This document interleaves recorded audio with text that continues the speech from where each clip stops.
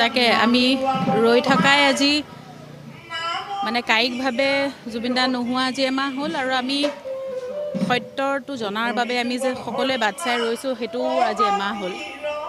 গতিকে সকলোৰে মনত একেটাই প্ৰশ্ন বা এটাই আশা যে আমি সেইদিনাখন কি হৈছিলে সঠিকভাৱে আমি সেই সত্যটো জানিব বিচাৰিছোঁ।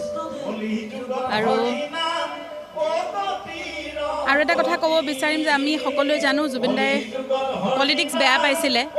গতিকে সকলোকে অনুৰোধ জনাইছোঁ যাতে কোনো যাতে জুবিনদাক লৈ পলিটিক্স নকৰে। আৰু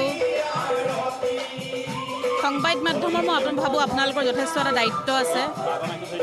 যিকোনো বাতৰি এটা প্ৰচাৰ কৰাৰ আগতে সংবাদ মাধ্যমতে হওক বা সামাজিক মাধ্যমতে হওক সঠিক কথাটো গম পোৱাৰ পিছতহে আচলতে বাতৰিটো প্ৰচাৰ কৰিব লাগে বুলি মই ভাবোঁ। কাৰণ সকলোৱে যথেষ্ট অস্থিৰ হৈ আছে, সকলোৰে মনত যথেষ্ট দুখ আছে।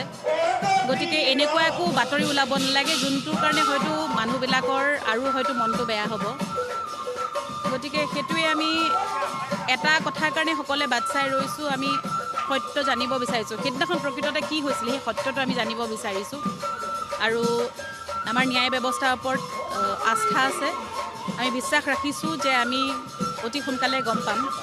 ইতিমধ্যে এমাহ পাৰেই হ'ল, সকলোৰে লাহেকৈ ধৈৰ্যও নোহোৱা হৈছে যদিও আমি চেষ্টা কৰিছোঁ ধৈৰ্যৰে বাট চাই ৰ'বলৈ, গম পাবলৈ।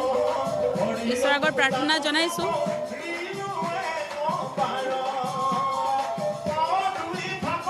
কায়িকভাৱে নোহোৱা আজি এমাহ হ'ল, সকলোৰে বহুত কষ্ট হৈছে। কিন্তু তথাপি আমি অকণমান সাহসেৰে ধৈৰ্য ধৰিবলৈ অলপ চেষ্টা কৰিছোঁ।